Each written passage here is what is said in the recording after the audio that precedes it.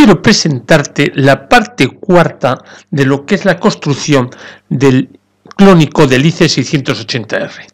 Para ello, ya lo hemos estado viendo y hemos visto y lo hemos diseñado, hemos visto sus valores, pero ahora quiero darle pues una apariencia más útil, una apariencia más cómoda, y le vamos a construir una caja.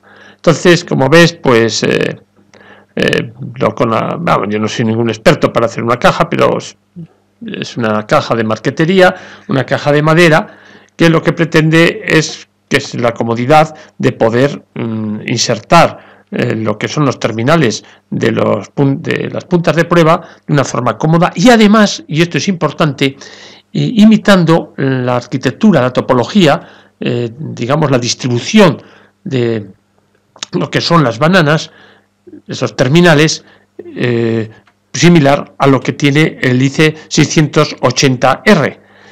Puedes ver, ahí podríamos haber hecho con un conmutador, pero no he querido hacerlo con un conmutador, he preferido hacerlo igual que lo que es el ICE. La única diferencia, y ya la señalaré, es que el ICE en alguno de sus terminales, además de hacer conmutar, lo que hace es abrir circuitos. Eso yo no tengo esa disposición de tener ese tipo de hembra. Yo tengo hembras normales, entonces he tenido que meter un interruptor más que ya te enseñaré para cuando estemos trabajando en alterna. Eso ya lo conoces, eso es toda la estructura interna, pero quiero que te fijes cómo a los distintos puntos, tanto de lo que son los voltios, como lo que son los amperios, como lo que es la medida de resistencias, le he puesto ese cable tiene muchos conductores, además conductores que están contiguos y pintados de acuerdo al código de resistencias que conoces, o sea, el 0 es el primero, luego el marrón es el 1, digamos el segundo, el tercero es el rojo, el cuarto es el naranja, el quinto es el amarillo, bien, igual que el código de colores. Eso es una chuleta que yo me hice para tener la correspondencia clara y después saber cada hilo a qué terminal va. He usado ese hilo porque es un hilo muy buen conductor y ocupa poco, es más difícil equivocarte ya que están todos juntos y por eso me ha parecido muy adecuado ese. Y ahí tienes la caja. La caja ahora, respecto a la anterior, lo único que he hecho es pintarla, le he pintado un color verde máquina. Las máquinas antes que había en los talleres tenían un color verde parecido a ese y me pareció adecuado. Ahí ves otra vista idéntica ya con... pero ahí ya le he puesto el terminal que te cité.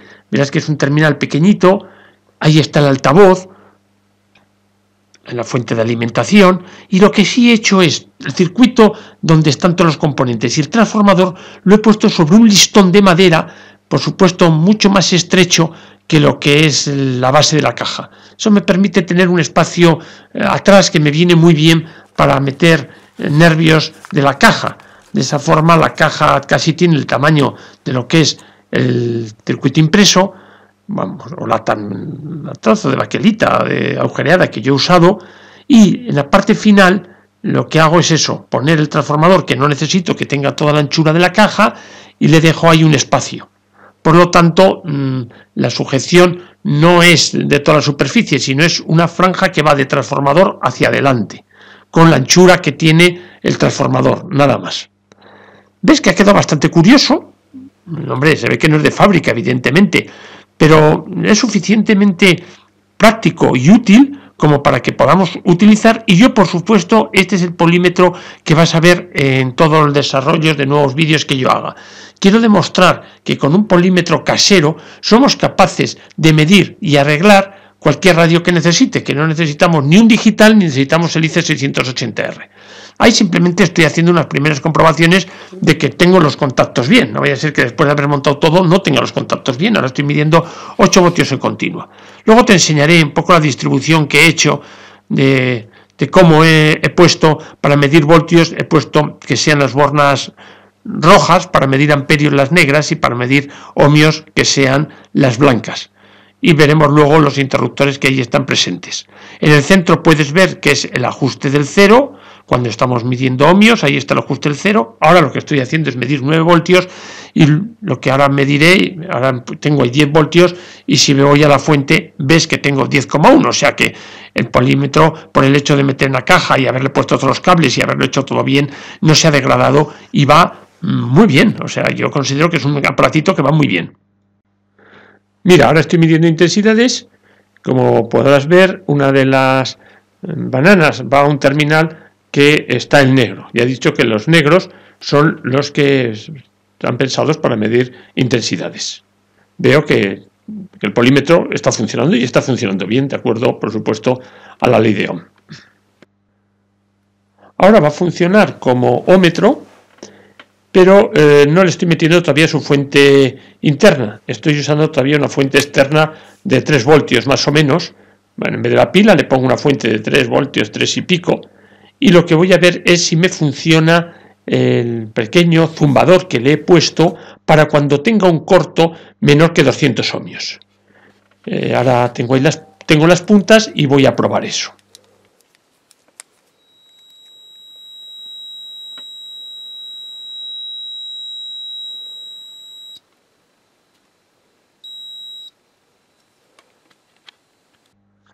Bien, ahora una visión general, eso es el microamperímetro, ahí podemos ver rojo tensiones, negro amperios, blanco ohmios, la entrada de amplificador de baja frecuencia en azul y luego ya los interruptores para programar si estoy con pila o estoy con corriente del transformador, si estoy en corriente continua o en corriente alterna y el doblador, por supuesto, el doblador de escala. Quiero que veas un detalle de la caja, es el armazón, como si dijésemos. Puedes ver que para darle la inclinación a lo que es la tablita donde va el microamperímetro y donde van todos los conectores, lo que he usado es unas piezas de mecano. Y luego le he puesto otros, digamos, columnitas al fondo que no se ven, al fondo de la tablita. Bueno, seguimos con las verificaciones antes de terminarlo, de cerrarlo todo. Y en este caso lo que estoy midiendo es en continua una tensión de 6 voltios. Ya digo que en continua es muy preciso, va muy bien y como puedes ver en este momento, bueno, ahora está bajando, pero mide perfectamente los 6 voltios que he programado. Y ahí lo que da es al doblador, o sea, es decir, estoy dándole al doblador, pero la tensión que estoy metiendo son 6 voltios. Ahora voy a probar la función de miliamperímetro. Estoy en este momento con una fuente de tensión variable y una resistencia de 1000 ohmios y vemos cómo cuando tengo una tensión de 19,8 voltios, la intensidad, estoy en escala de 100 miliamperios, la intensidad que tengo es 19,8 miliamperios. Ahora pasamos a la parte de ómetro y lo que vamos a hacer es ajustar el cero cuando tenemos la escala de por 1. Ves que lo único que hago es coger una de las puntas terminales y unir esos dos, el ohmios y el ohmios por 1. Y mediante ese potenciómetro de 10K, que de alguna forma hace zoom en el miliamperímetro, logro poner el cero. Ahora le he puesto, digamos, midiendo por 1, un potenciómetro, es un multivuelta, de valor 50 ohmios.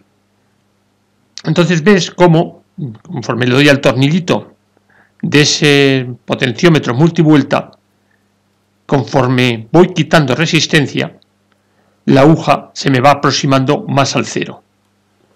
Y con ese potenciómetro es el que me va a valer a mí para hacer precisamente el calibrado de este instrumento, con las funciones de ómetro. Sencillamente muevo el potenciómetro hasta unos valores discretos determinados, que en este caso voy a aprovechar las rayitas de 100, 90, 80, 70, esas rayitas, y después, con el aparatito que yo tengo de los chinos, mido la resistencia que marca. Lo he dejado en 90 y ves que en esa posición de la aguja, la resistencia que mido con el aparatito de los chinos es pues 1,9 ohmios. Creo que en la tabla que luego he hecho de conversión lo he puesto con Excel y sin decimales, entonces Excel redondea. Ahora vamos a poner una resistencia ajustada de tal forma que la desviación del microamperímetro se nos quede en 80. Una vez que yo ya tenga puesta la aguja en 80, lo que haremos es lo que hemos hecho anteriormente, medir con el aparato de los chinos qué valor de resistencia tengo cuando la resistencia me está indicando en el microamperímetro 80.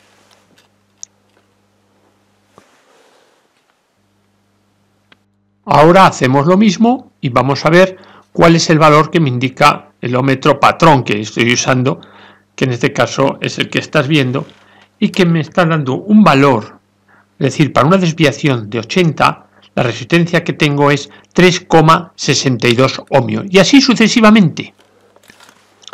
Esta es la tabla del calibrado. Como puedes ver, cuando se ha desviado a 90, la resistencia aproximada que yo tengo es de 2 ohmios. Cuando se desvía a 80, la resistencia que estoy midiendo es de unos 4 ohmios. Así sucesivamente hasta que llego a que solamente se mueve la aguja una sola división, es decir, como si estuviese marcando 2. Entonces, ¿qué resistencia tengo? Si mido, la resistencia que tengo en ese momento son 494. 494, pero estoy en escala de por 1. Si yo lo pongo en escala de por 1000, tendría capacidad de poder apreciar, pues eso, hasta 494K, 500K. Por eso dije que este aparato, la máxima capacidad de apreciación, estaría en el entorno de los 500K. Ahora vamos a hacer el calibrado para la medida de baja resistencia. Como puedes ver, he hecho un puente entre ohmios y ohmios por 10. Y lo que hago es poner la resistencia entre el común y los 10 miliamperios. Ahora he enchufado el polímetro y ves que se va a fondo de escala. Tengo que ajustar ese fondo de escala para que me esté indicando una impedancia infinita, porque todavía en las puntas de prueba no tengo ninguna resistencia a medir, es decir, hay infinitos ohmios. Y ahora sí, ahora ya voy a poner una resistencia, como antes un potenciómetro de 50 ohmios, y voy a empezar a tabular el calibrado de lo que hemos llamado resistencias de baja resistencia. Puedes ver que ya digamos, serigrafiado, no es serigrafiado, simplemente le he puesto unas pegatinas detrás de cada una de las bornas para saber lo que indican. Eso lo he hecho con una plantilla hecha en PowerPoint y, como decía Carles Botia, pues con la misma tecnología, es decir, impresa sobre un papel de tipo etiqueta, de tal forma que luego la he recortado y la he puesto. No es una joya, se podría haber serigrafiado mucho mejor, con otras, digamos, con de estos sprays que hay de transferencia, pero bueno, es suficiente para tener una referencia de dónde tengo que conectar las bornas en este polímetro. Lo que he hecho es medir precisamente cuál es la resistencia que tenía, esta baja resistencia. Ahora en la pantalla no se ve, pero ya se verá. Bueno, lo de se verá es un optimismo, no se ve, pero te lo crees. Luego te pondré una tabla en la cual indico cuáles son los valores, ahora tomo nota, los valores que estoy calibrando este polímetro. Ahora hacemos lo mismo para otro valor. Voy a ir a la indicación de 20, sencillamente con el potenciómetro multivuelta, dándole menos resistencia. Ahí lo tenemos. Y lo que haré es, con mi polímetro patrón, es decir, en este caso con el aparato de los chinos, mediré qué valor de resistencia tengo ahí cuando el instrumento me está indicando 20, además en las condiciones que indico, es decir, en las condiciones de medida de baja resistencia, que vuelvo a insistir, es la unión de ohmios y ohmios por 10, y se toma para medir la resistencia el común y la salida de 10 miliamperios. Ahora mido ese valor de la resistencia y me da 4, y pico ohmios. Como pasa de medio, o sea, es más de 4,5, verás que luego en la tabla que he hecho con Excel lo pone en 5 ohmios. Esta es la tabla de calibrado bajo en ohmios. Como puedes ver, los valores de resistencia más altos corresponden a desviaciones más altas del polímetro, como es normal. Ya hemos dicho que impedancia, resistencia infinita se va a 100 y vemos como 127 ohmios lo lleva a 90, va barriendo toda la escala hasta que llegamos al valor de 10, visto en el microamperímetro 10, corresponde a un valor de resistencia de 2 ohmios. Voy a programar al polímetro para la medida de corrientes alternas. Primero voy a medir, para ponerlo en voltios intensidad, luego en alterno. Y por último, lo que voy a hacer es buscar el margen, y el margen es hasta 1000 voltios en alterna. Ahí te lo estoy señalando. Voy a intentar medir la red eléctrica. Mira, ahí lo tienes. Estoy midiendo la tensión de la red. Como verás, está muy próximo a 200 voltios. Ya dije que en la alterna no era del todo preciso. Ten en cuenta que hace una corrección en su escala. Bueno, ahí lo único que hago es la mitad, le he dado al doblador. ¿Ves? Yo, claro, hacer una tabulación para ver el error, es decir, que cuando aquí me marca tanto, corresponde, pues no sé, 220, no me compensa. Ya digo, y vuelvo a insistir, lo hace con una doble escala, o sea, la escala de alterna no es la misma que la escala de continua. Yo lo dejo así, sé que hay ahí 220 y ya me basta. Bueno, esto es un caso real. Quiero conocer si esa bombillita del dial de esa radio está fundida o es que no me llega tensión. Bueno, pues programo todo el polímetro para medir tensiones alternas a fondo de escala 10 voltios y miro si la aguja se desvía.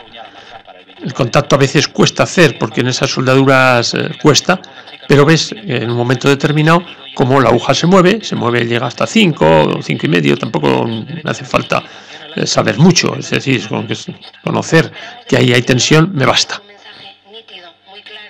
Ahora voy a medir la tensión en los condensadores electrolíticos, estoy en escala de 1000 voltios y veo que me marca 200, 220. Ya dije que aquí va a hacer dos escalas, una de 1000 y otra de 500. Hombre, en la de 500, luego veremos posteriormente, pues se puede ver un poco más preciso, pero claro, marca 400, o sea, lo que está marcando es 4, es decir, luego hay que hacer ahora estoy haciendo eso, hay que hacer la mitad. Por eso a mí no me gusta escalas que no correspondan con la graduación que tiene el microamperímetro. Pero sí es que es cierto que aquí podemos ver que hay una desviación más grande de la aguja. Bueno, voy a probar la entrada de señal de baja frecuencia. Para ello, lo que hago es, precisamente, quitar la lámpara de salida, porque lo que pretendo es saber si tengo señal en el receptor. Y ahora lo que hago es, esa entrada del amplificador de baja frecuencia la llevo a un punto del potenciómetro. Esta operación hay que hacerla con cuidado, ya que si lo pones en un punto que hay una tensión alta, nadie te dice que no se vaya a estropear el amplificador de baja frecuencia. Más protección le puedes poner un condensador, pero tampoco eso te lo protegería totalmente. Ten en cuenta que un condensador, digamos, en régimen permanente, es cierto que no deja pasar la continua, pero digamos en el inicio, en el transitorio, te puede dejar pasar la continua y estropearte, aparecer una tensión muy alta en los extremos de la entrada. Bien, ahora ves cómo sintonizando la radio yo soy capaz de escuchar la emisora que tengo sintonizada. Eso significa que todo lo que es la alta frecuencia y la detección de la radio está funcionando. Por eso le puse ese pequeño amplificador de baja frecuencia. Muchas veces es muy interesante saber eso, si tengo la señal detectada, y donde tengo el problema es en lo que es la amplificación de baja frecuencia de la radio. Pero cuidado, vuelvo a insistir, cuidado con las tensiones donde pones los terminales, las puntas de prueba. Como resumen, tenemos un polímetro capaz de medir voltios hasta escala de 1000 voltios en continua, medir voltios en corriente alterna hasta 1000 voltios en alterna, con la capacidad de medir amperios hasta 1 amperio en continua, de 1 miliamperio hasta 1 amperio y desde 10 miliamperios a 10 amperios en alterna, medir ohmios desde 0 ohmios hasta 500K más o menos, y con el añadido respecto a un polímetro normal de tener una entrada de baja frecuencia que nos permite comprobar en una radio si tenemos señal en el potenciómetro, es decir, si tenemos señal detectada. Espero te haya gustado. Muchas gracias.